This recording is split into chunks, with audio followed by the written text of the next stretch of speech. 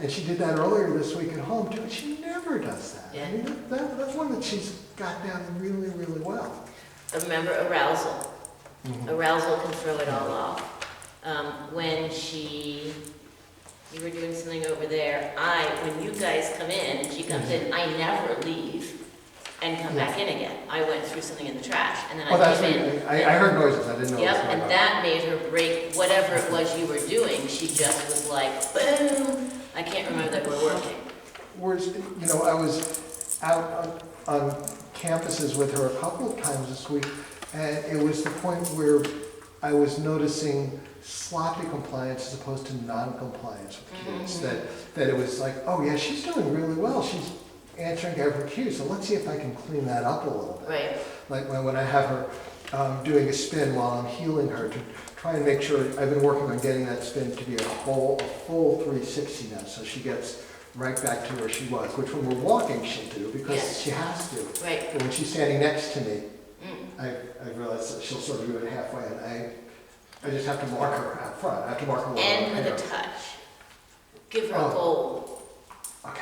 right? So if so for me that would be turn, but your spin is counterclockwise, that way? Yeah, it's clockwise. This is clockwise. That's clockwise? No, it's... So she spins. Oh, you're on the right, you're on the Yeah, right, that's- sorry. I'm like, no, it's not, I'm pretty sure.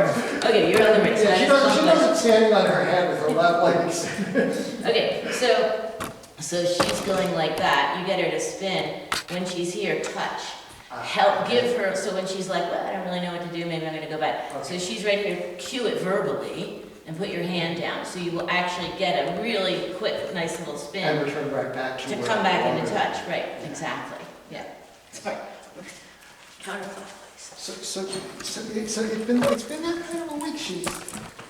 She's done really, really well, but I think we're changing a lot of stuff on her. And And have you noticed more activity outside? I mean, it's not been that warm for so long, but it sometimes. There's so just if you some think crumbs in about- there. Think about arousal interfering with, is she eating from there? Or? There's crumbs. Oh, okay, do we want her doing that? I don't mind. Oh, okay. Oh, she just picked What you got? something up. And a- okay, Kipper, you So know, the way I now just, everyone can do whatever they like, obviously, but the way I look at that is, we don't care right now with that bag, but what if it was a bag full of groceries? So that's how I look at it. Could that setup be something where we wouldn't want her to do then it? what we're gonna. I've got clients' dogs who like go into pocketbooks and pull out all kinds of, like, they're always telling me, oh yeah, well, I'm always losing this, because, you know, maybe they thought it was cute in the beginning when it was a puppy and they pulled out a chapstick, but now like no one can have chapstick in any pocket or anything because the dog goes on a search. So, I mean, again, it's fine, it doesn't matter, but you just think about that. Is that something, if she feels free to investigate anything, anytime, especially if she's a counter surfer, Yeah. do we want to say, oh, you know what, that's, sweetheart, that's actually not yours? We could give her her own bag and tell her, look, anytime that bag's on the floor, go for it, sweetheart. What's really funny is she's the only dog who I regularly interact with who is not looking at my treat pocket. You know, any other dog comes up, Yeah. paint my son's dog, or the dachshunds, they know which pocket my treats are in, Right. and they're after it, Yeah. and they want to get it, and she doesn't. She knows she'll get it. Yeah, Yeah. for them it's special. Well, probably no one else in their household walks around with that, whereas you probably have it all the time. So she's like, whatever, Dad always has that. Yeah, I And guess. it comes out, but everyone else is like, oh my God, does he have food on him? So yeah, think about what could be interfering with her ability to execute the cues in the same way. So it could be more people out and about. I suppose it could be the warmer weather. The barking has gotten much better. I think the. Outside at night, that kind of barking? Yeah, because Yeah. using the no bark collar, I think we beeped her, what, maybe 5 times total since we put it on her in the, what was it, about 3 weeks ago, 4 weeks ago that I mentioned the idea and we started using it. Yeah, She almost never needs to be beeped. Just having it on is more than enough. I love the remote because she'll let barks and that's fine. And Yeah. she knows it's fine. right. But she Now, even if honestly, she's gotten to the point where I think it's like with the fence collar, even if she doesn't have it on now, although I'm not ready to take it off yet, but when she goes outside, she'll stand there and she'll look at him Just not gonna be with no quiet. collar on, Yeah. but being quiet, knowing that I don't want her to bark, Right, right. or knowing that she's not supposed to bark. So we seem to be making progress there. And then are you mostly using it outside? Do you use it for demand barking at all? She rarely does that when we don't have company. When it's just you guys? Yeah. But Have we're, you tried doing it when you've had company? We're gonna have a lot of This company is over when the you're next gonna week. have Yeah, so we're gonna have plenty of chances Yeah. to try. Have we tried it? I think we did, right? yeah, once or twice, maybe. And it stops, she stops. Okay. Yeah, and she was paying a pill at some point. Oh, you were carving the brisket, and so we had her gated out of the kitchen. And so she was gated out of the kitchen. Right, and Because she we- wanted to come in. Yeah, and she was barking at that, and she needed to be beeped twice Yeah. to stop that. Yeah, But she's just barking at the generally- gates. Right. Yeah, never a buzz, and certainly never a spray. So here's an idea. We might have talked about this, but I don't know where it went. What about, because your kitchen is part of the bigger room, so you really kind of have to kick her entirely out. I'm going to finish that thought, but remind me of teaching quiet. The cue, Okay. quiet. All right, I just don't want to forget that. Okay, Okay. so what about when you've got food prep going on, working really specifically with the mat cue? That if food prep is going on, she must be lying on the mat. I mean, I know you've got the crate, so you could do that. Would she have barked if you had had her in the crate instead of kicked her out? Probably. Yeah, and with brisket being. With brisket? I probably would have barked, yeah. Yeah. But I've actually been putting her in the crate more when I'm handling food and doing stuff. Okay. Now, that's what I mean, we're changing some of her routines. Yep, I put her in the crate, and the last time you came downstairs, I'd forgotten she was even in there. Right, she was, okay. and this is not with a collar on, this is not with Just her barking. being out there. What I have been doing is I'm setting up the pet feeder now to be on top of her crate. Yeah, I've been driving myself crazy because it seems to have two modes where it will either dispense nothing or it will dispense a pour. And yeah, I've been working with the company to try and get the settings just right. right. But for the moment, she now sees it as like when you first teach the recall, you've got a bunch of cues. So Yeah. now she's like, she sees that thing and she goes into the crate and she's like right underneath where water defenses and she's waiting and wondering. And Yeah, so that I think may end up being the answer because I think we're developing a really nice association for her of going into that crate when we're doing stuff in the kitchen. yeah. We have not yet worked on the idea of having her stay in there voluntarily.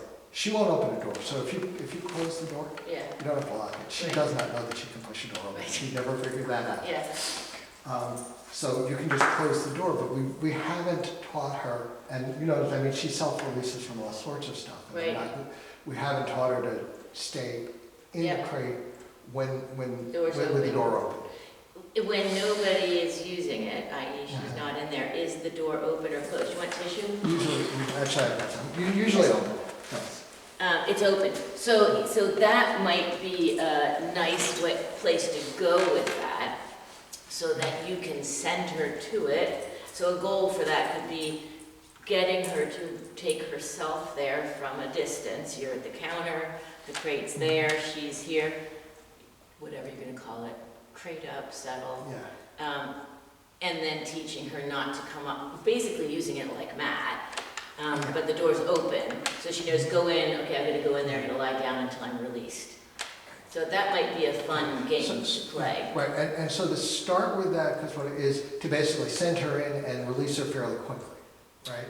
The start would be sending her in, Uh, just because she doesn't, unless she knows that already. If you were, She does that. so if you were standing here, she could move 15 feet and go lie in her crate?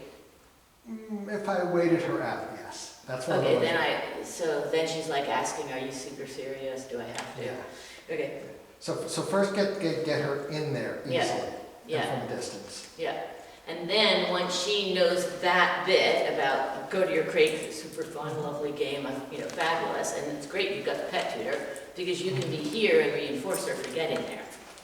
And the way you're gonna do that is start close and back up, right? Like the same way we would do it with the mat at the door. We would have the mat close to the door and eventually move it to wherever we wanted it to be so the dog knows travel back. And then, yes, working on the self-relief, working on her not self-relief. Not self-release. Yeah, yeah, Okay, so first I get her in there easily, yeah, from a distance. right, And then I move back closer and get her in close and release her Yep. quickly so that she gets the idea of the release. building duration Right. slowly is how I would say it, rather than releasing quickly. Right. Because that allows you to keep going, Yeah. rather than just keep thinking about the release. We think more about the duration.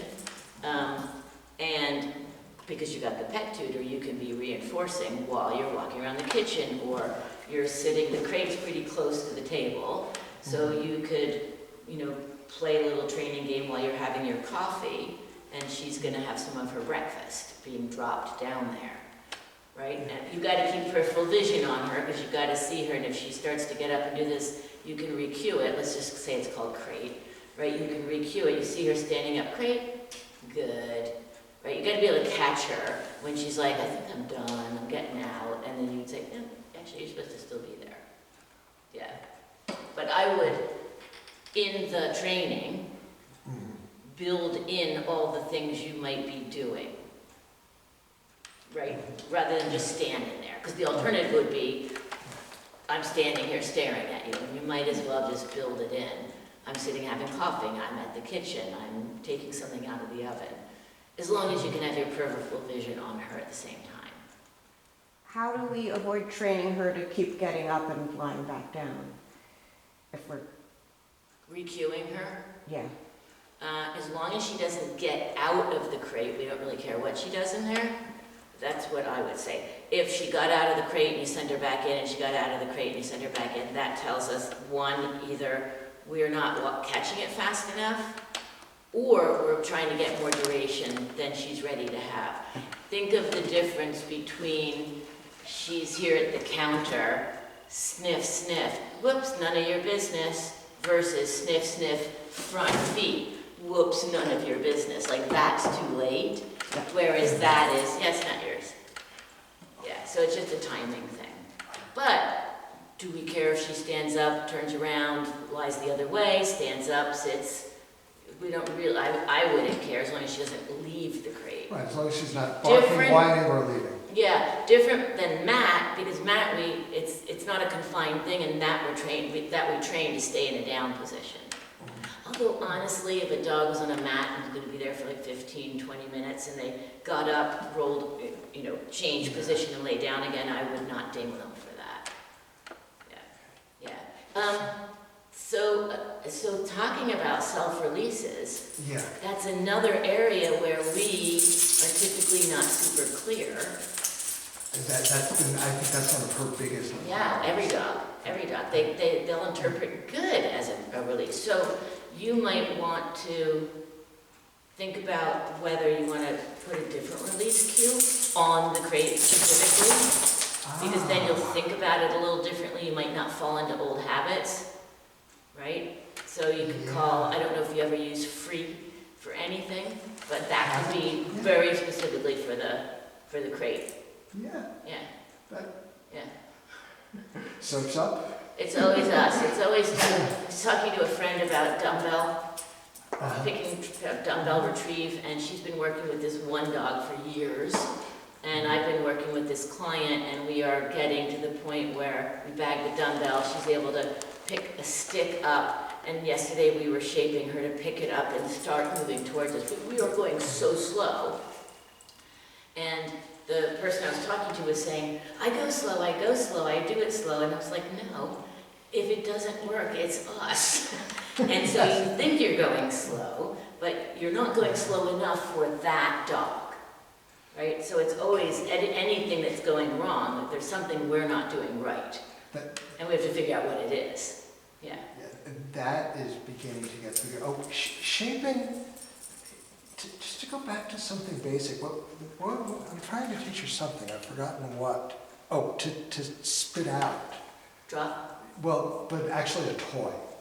I want it different than food only because, or maybe I don't, but when I have her drop, when I'm playing with her and I want her to drop the ball to fetch, Yeah, if I use that word, she then doesn't, she's now looking for food. If I use yeah, TRAFE, that's her drop, her okay, trait. all right, yeah, If I use that, she'll drop it, but then she's looking for food. right. That's That's the because we association. conditioned it that way. Yeah, because we Right. conditioned it that way, so Right. I'm trying to teach her, we came up with fumble. Fumble? Yeah, as a way to get her to drop a ball, because I. Oh, yeah, fumble, right. Right, because I'm tired of reaching into her mouth Yeah, yeah, to get the ball. yeah. Yeah, And I guess it's very, very basic, but I feel like I may be a little bit confused about when you add the cue. okay, so tell me if this answers your question, and I'm gonna try to answer two potential questions. I'll call it drop, because it doesn't mean anything to her, right? So Yeah. that's your That means TR. lie down, Yeah. she's not gonna Yeah, get confused. But so if you say, in the beginning, drop treats on the floor, drop treats. So we're conditioning the dog to hear that word and go like this, looking for food, right? When you start using it in the real world and even further along in training, you can start feeding to the mouth. And so we get away from this, and we get that. Okay, that's new, Yeah, meaning you haven't done that. to me, yeah. Yeah. So that's your transition, because you were saying, like, she's looking Yeah. for food here.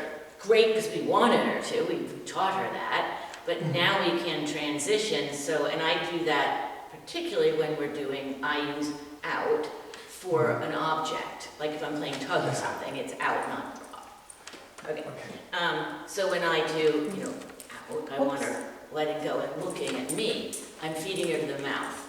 But that presumes that we did all this early training where it was being thrown on the floor. Now we're just saying, you're gonna get food, but it's gonna come from me rather than on the floor. You still might occasionally do it on the floor when there's nothing in her mouth.